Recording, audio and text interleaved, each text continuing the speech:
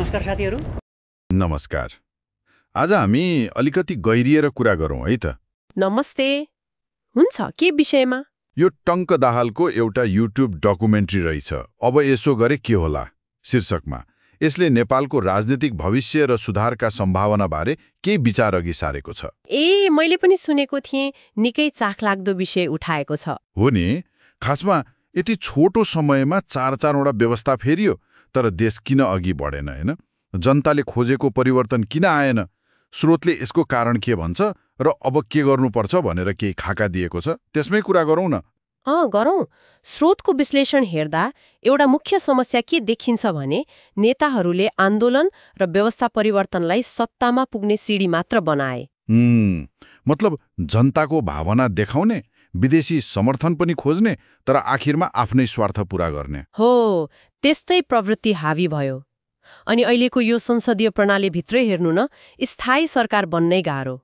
सधैँ अस्थिरता हो, साना दलहरूको मोलमोलाई चल्ने अनि सांसदहरूको ध्यान कानून बनाउनतिर भन्दा पनि मन्त्री पदतिरै बढी दौडिने। यसले गर्दा विकास सुशासन सब ओझेलमा पर्यो।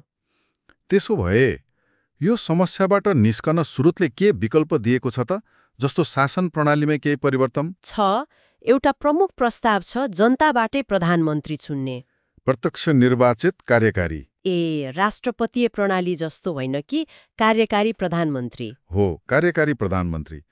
यसले सरकार प्रमुखलाई स्थिरता दिन्छ, काम गर्ने बलियो आधार दिन्छ भन्ने तर्क छ।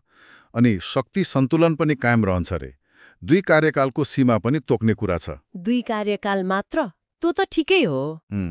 अनि अर्को चाखलाग्दो कुरा, दल बाहिरको मान्छे पनि कार्यकारी प्रमुख बन्न सक्ने सम्भावना। स्वतन्त्र व्यक्ति पनि।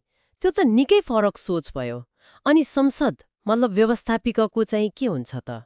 सांसदहरूको मुख्य काम कानून बनाउने मात्रै हुनुपर्छ भन्ने छ, मन्त्री बन्न नपाउने। मन्त्री बन्न नपाउने। संसद सङ्ख्या नि अहिले त धेरै भयो भन्छन् नि। घटाउने कुरा छ, करिब 100 जना जति। अनि सांसद हुनलाई पनि निश्चित योग्यता तोक्ने, शिक्षा, उमेर अनि नैतिकताको मापदण्ड। यसले विधायिका अलि व्यावसायिक र सक्षम बन्छ कि भन्ने होला। राष्ट्रिय सभामा पनि दलीय भर्ती बन्द गरेर जनताबाटै निर्वाचित हुनुपर्ने भनिएको छ। अनि नागरिक तहमा पनि केही अधिकारको कुरा छ कि? छ नि, 2टा निकै महत्त्वपूर्ण अधिकारको प्रस्ताव छ, राइट टु रिकल र right to reject. Right to recall भनेको फिर्ता बोलाउने अधिकार हो। यदि चुनाव जितेको मान्छेले काम गरेन, भ्रष्ट भयो भने निश्चित प्रतिशत मतदाताले हस्ताक्षर गरेर उसलाई कार्यकाल सकिनु अघि नै हटाउन सक्ने। बाबा, यो त खतरनाक रहेछ नि नेताहरूका लागि। जवाफदेहिता बढाउने उपाय हो नि त। अनि अर्को राइट टु रिजेक्ट, जसलाई नोटा पनि भनिन्छ।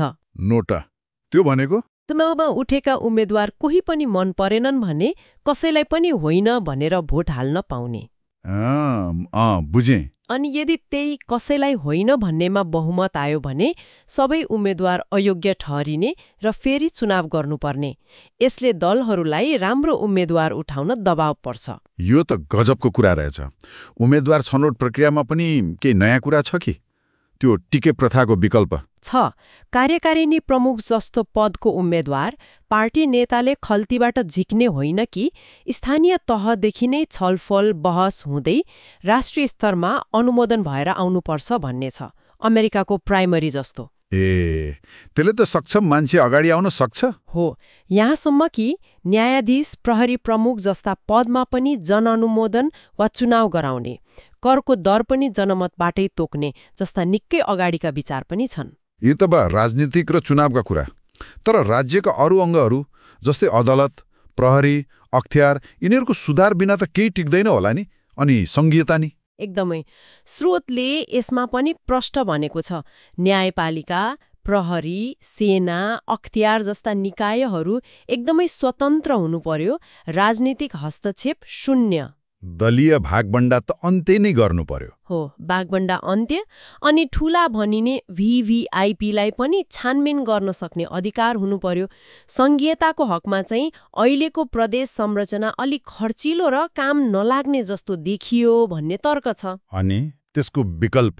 प्रदेश खारेज गरेर स्थानीय तह मतलब पालिकाहरूलाई नै बढी अधिकार र स्वायत्तता दिने। प्रदेशै खारेजै गर्ने। स्रोतको प्रस्ताव त्यस्तो छ। अनि भ्रष्टाचारमा त शून्य सहनशीलता।